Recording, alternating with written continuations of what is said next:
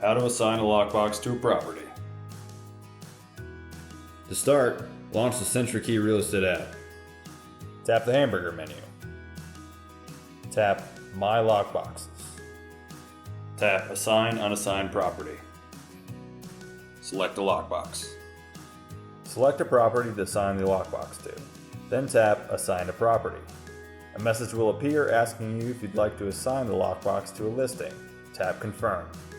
You successfully assigned a lockbox to a property.